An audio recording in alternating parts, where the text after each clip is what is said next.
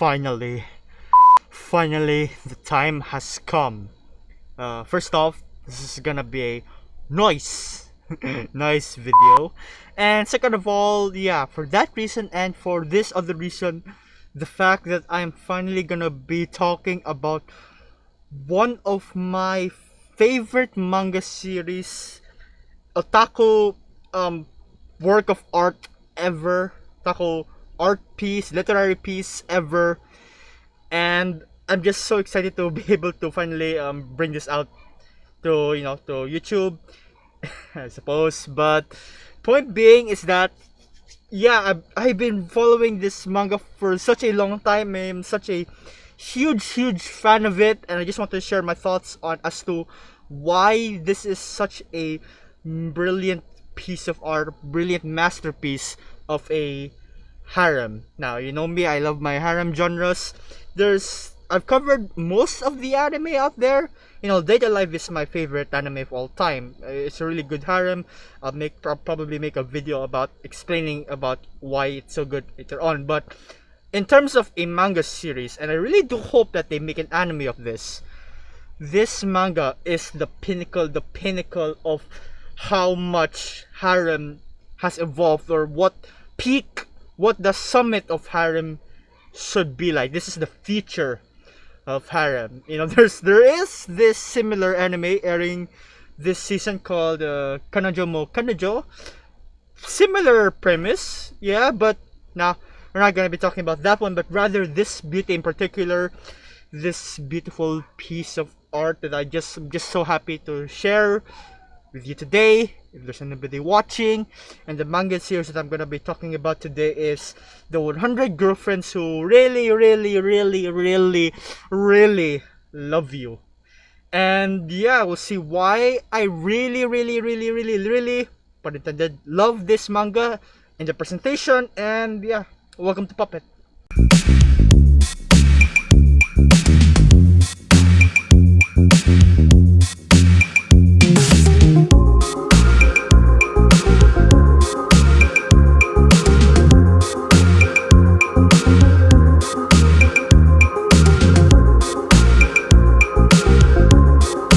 I first stumbled upon this series, browsing Facebook and looking a bit of, memes here and there, until I found a certain release of a certain manga, the first chapter.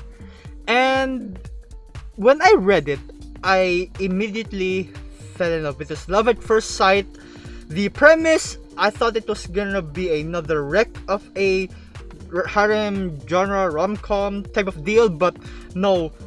Every chapter that has been released, every time that I was so excited to read a new chapter, to wait every week for this new chapter to be released, each and every storyline that has been presented and shown to me, it's just beautiful. It has never let me down ever. I can genuinely say this is that, through every read of the manga series, it'll always make me happy, and I'm just so proud, or not so proud, I'm just so excited. I'm so excited to see this become a really huge deal. If many people are already known about it, there's a whole community out of it as well. The whole concept of the storyline, it's beautiful, and the progression as well. There may be a bit shaky in some parts here and there, but we'll get to that later on. But nevertheless, this is such a beautiful read, and I'm so proud that even it has got the attention of none other than the Anime Man, who has uploaded in his monthly otaku collection. I was at the show if I remembered. But yeah, he mentioned this manga. He thought it was a really good read, a really good laugh, and I was just so happy to see this come to light even further now. This manga series is just so good to cover that I'm not gonna talk about the characters so much, but rather just the the concept of the story and why it works, why it works to be a really good harem, because this is gold. Once I saw the first chapter and I read through the initial plot of it, the main conflicts, the problems, hoping for the next chapter, and from there it escalated into to the point that yes, this is gonna be a gold mine. This is gonna be a diamond vault of pure happiness. And boy, was I right, because till this day I still find this manga to be really a diamond's worth of, a diamond's worth of happiness. I'm mixing up my metaphors, but yeah, onto the main, the similar plot, right? So we have our main protagonist, Rentaro, or as the community would like to call him, Chadtaro, and you'll see why. Because this little boy, guy, he has been rejected 100 times, and he's heartbroken. He's heartbroken because he was rejected 100 times. Then, when the time came that he was in high school, he's like, yeah, okay, finally I wanted to, this is the time of my life where I can get a girlfriend at least. So he goes to pray to this god. He went to a shrine, he prayed to this god, and the god was actually real and alive. And the god basically explained to him how, he would find 100 soulmates. 100 soulmates, not one, but 100. And further information led us to know that there's a reason why Rentaro failed to gain a girlfriend 100 times before. Like when he was asking for when he was asking girls to be his girlfriend, there's a reason why he got rejected 100 times. It's because it was to counter. I'm not sure if it was to counter, but if it was to exchange into this, it resulted or countered to having 100 girlfriends to make up for the 100 rejections. Yes, and yeah, apparently when your soulmate or when the soulmates get together, because usually there's only one pairing, right? It's the norm. You have a couple with one male and one female. That's it, or any other, as long as it's true love. And yeah, the point being is that since you have 100 girls, right? If you fail to approach, or no, not approach, but if you fail to really capture the heart of one or to date one of them, then that person will die.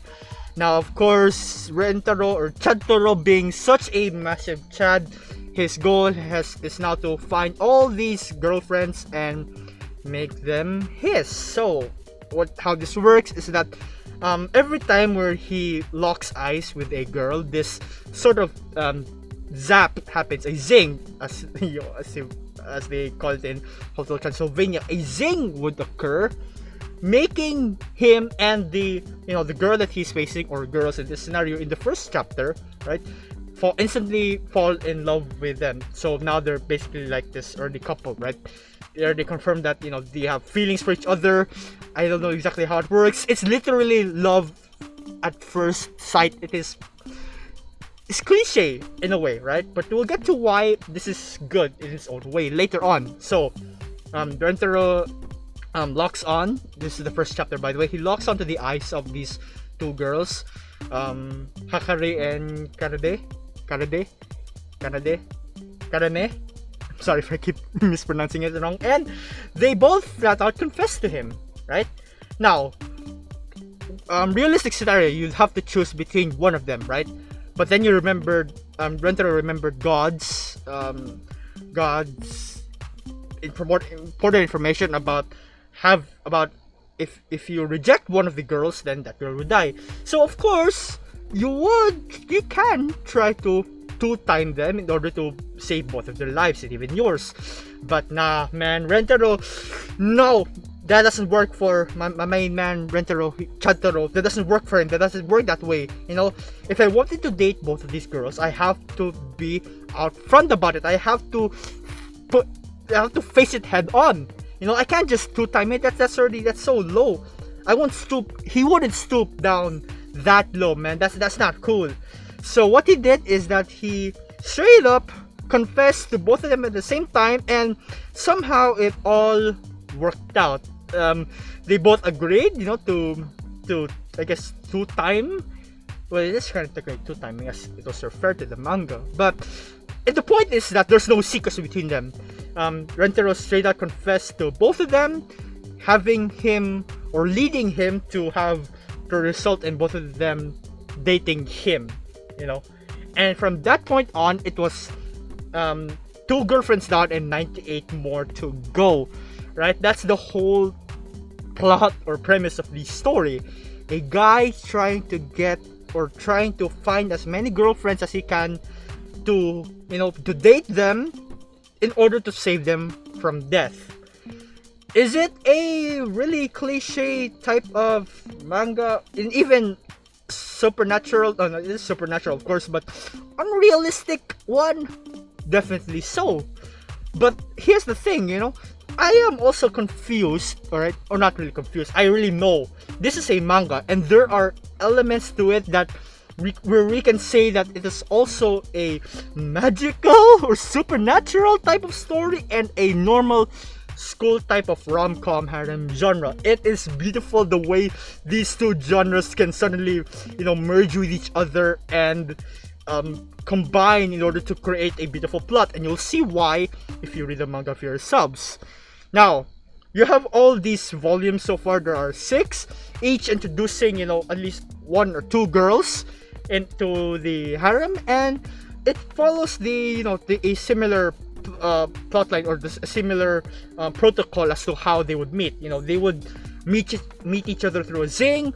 They would get to know each other a bit. They would hook up, date, or they would be a couple now. They would couple together, kiss here and there, and from then on, it's just a matter of how this family, Rentaro's family, that's the name of the whole group that they've created, Rentaro's family. It's about how Rentaro's family advances from a simple, you know, 3 couple type, 1 boy, 2 girls, into 1 boy and I believe it's 10, 12, 13 girls. 1, 2, 3, 4, 5, 6. No, 1, 2, 3, 4. That's considered as 1. 1, 2, 3, 4, 5, 6, 7, 8, 9, 10, 11, 12. 12 girls. There are 12 girls. Wait, 12. 13. Yep, 13. There are 13 girls in this harem so far, right?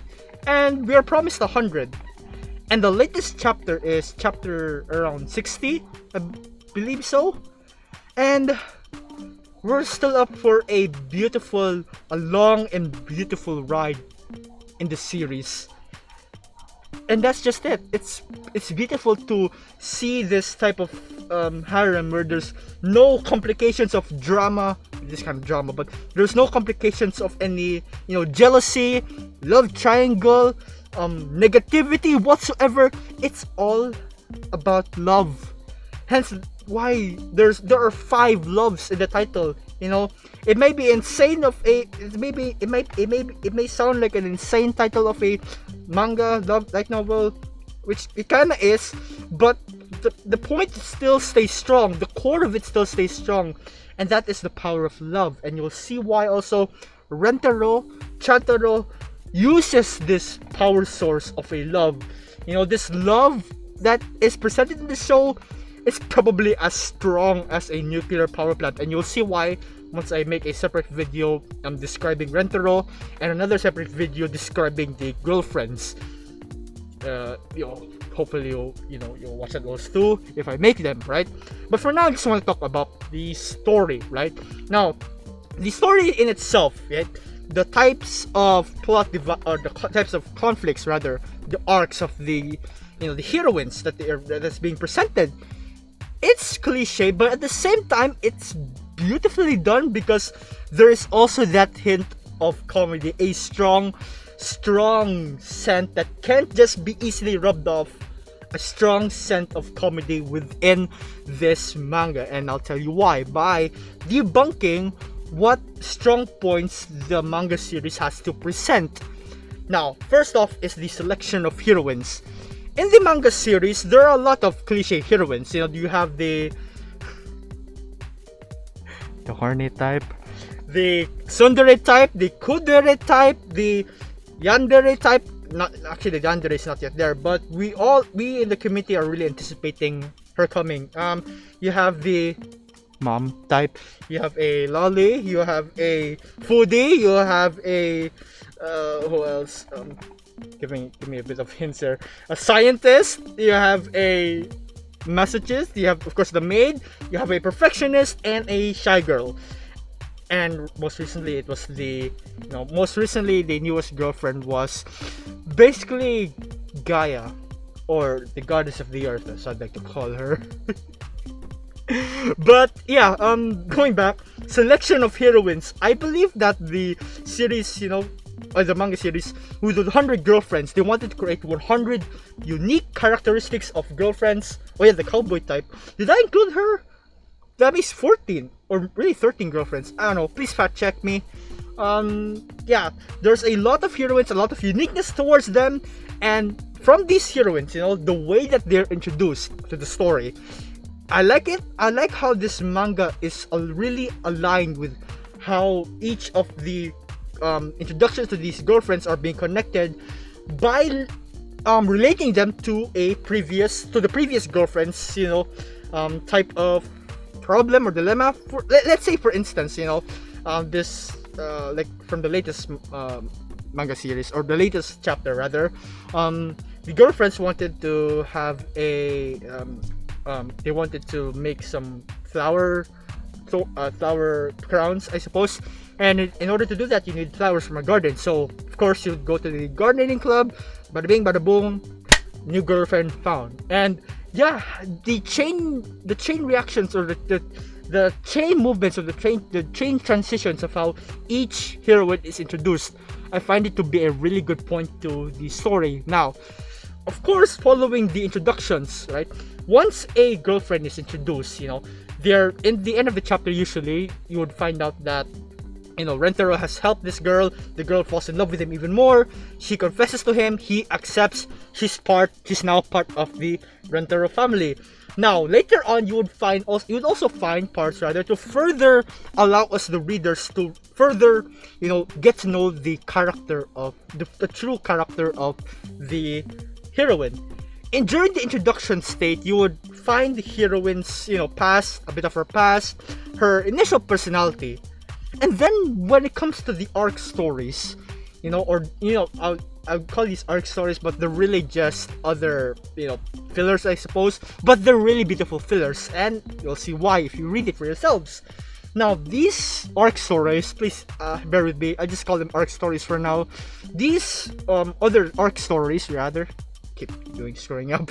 These arc stories add spice to how these heroines can now present a different kind of character trait, and that is from a girlfriend or a person who was once alone, right, now has a boyfriend, and also has this family, or the other girls, the Rentar's family, the other girls who have confessed to him before.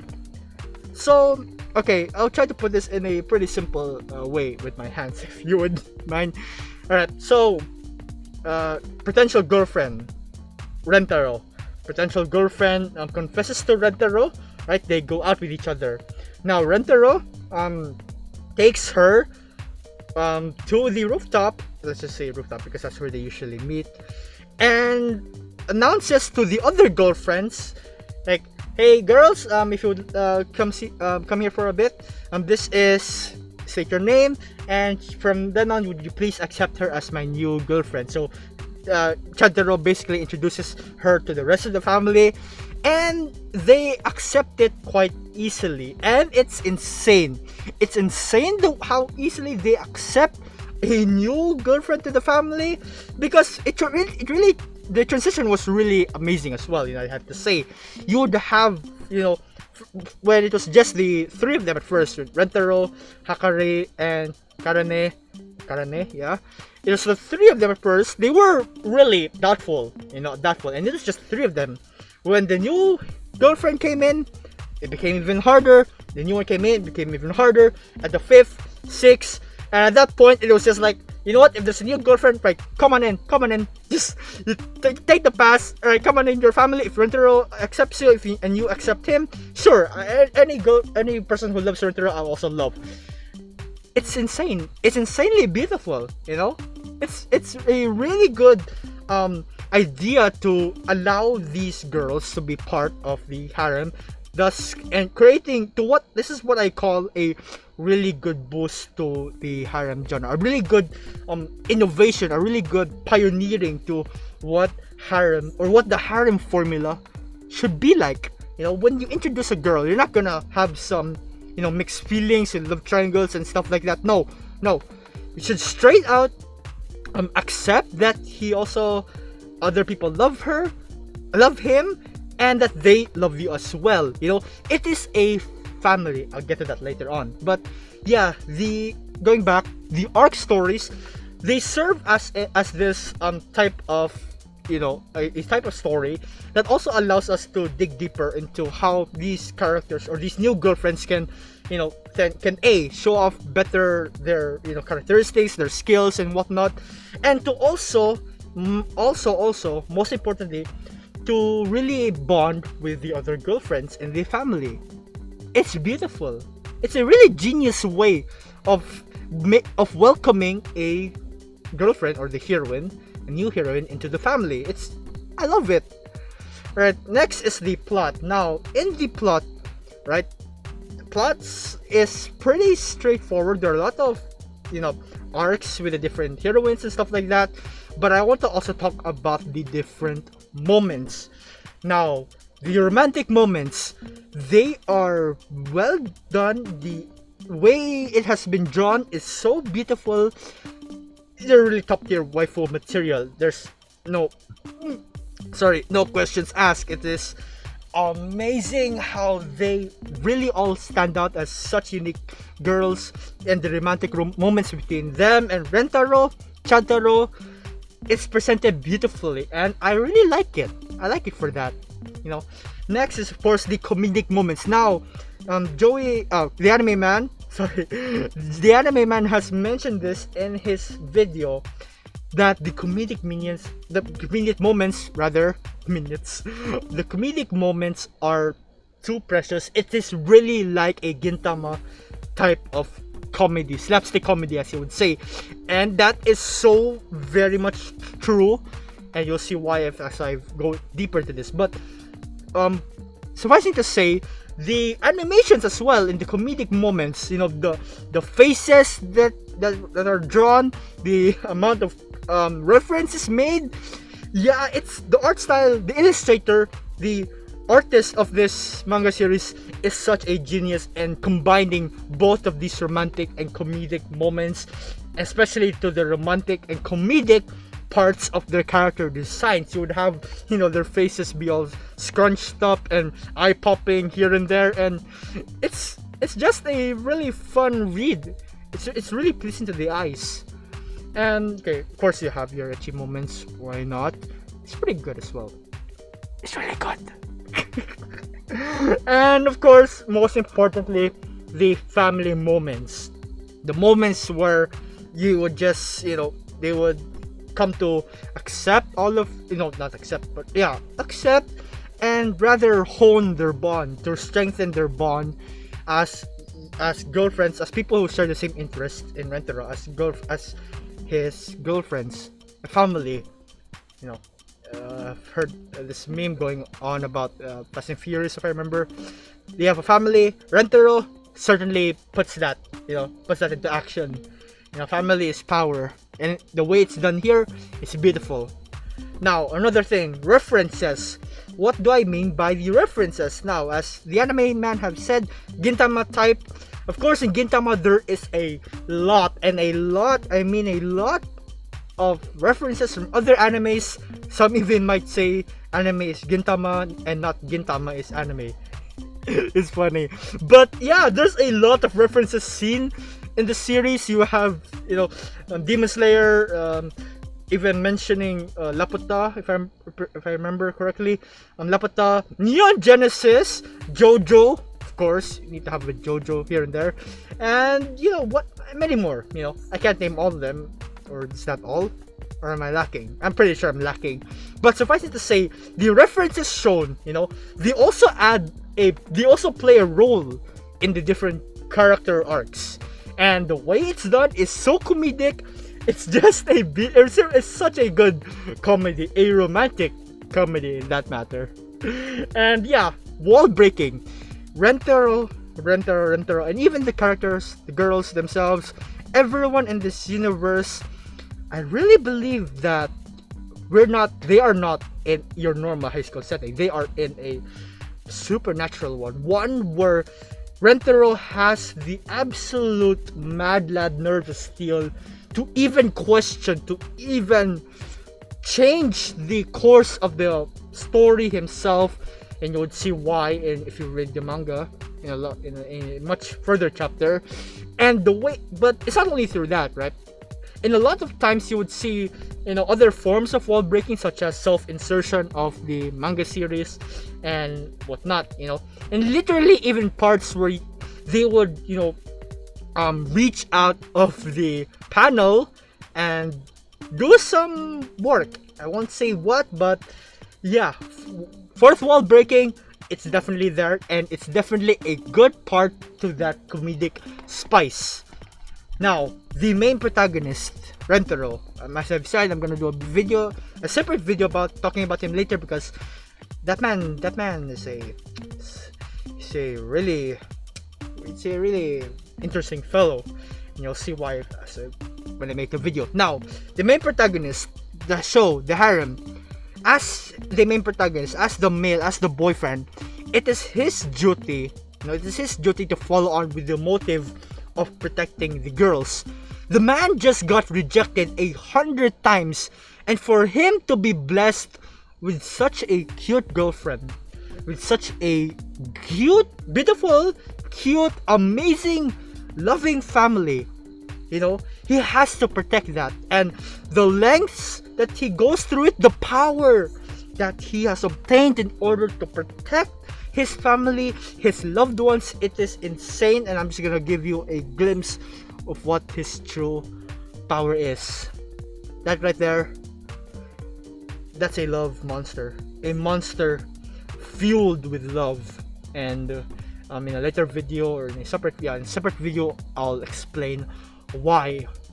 Nevertheless, with Rentaro's motives of this harem genre, of this harem manga, this manga has really progressed into what I would call, as I've said before, masterpiece. They summit the peak of what harem can do. I truly believe that this is a really not an idealistic, but this is a rather interesting take as to how we can, add more girls to the harem. Take Data Life for example, right? The way that Data Life adds new girls to the group is through, spakes, quakes, problems. Shido has to date them in order to seal their powers, and it transitions rather from fighting to love, cuteness, happy ending, stuff like that. Now, it also works, it has a same concept to that, but right, everyone agrees that they love this protagonist. Everyone agrees that they love Rentaro. The same goes for Data Live as well. Only that I really appreciate that it utilizes this concept, the concept of when you fail to accept someone's confession, then that girl dies. Rentaro doesn't want that. He wants everyone to live. Most importantly, he wants everyone to be happy, and it is beautiful the way it's done. Data Live, yeah, there were times where even Shido was unsure, but I am definitely sure Shido is really, he really cares for all of the heroines in the story. You'll also see why I think Data Live is a really good harem. In fact, I thought Data Live was the perfect harem. I think I would consider it to be a perfect harem, in a perfect harem anime. In terms of its story, its delivery, the number of waifus, the light novel wise rather, I find it to be good. And this manga right there, they really side by side to each other. I would say that's just my opinion, but yeah, I hope you would agree. Because I truly, genuinely believe that the way that this manga is directing is heading to, with around 60 chapters and still a lot more girlfriends to be acquired. A really long read. We're really riding on this for quite a long time. This manga series has a potential to really be one of the greatest harem genre type of series out there. And I truly believe that I hope that you will take a look at it. And Chatero is the main man.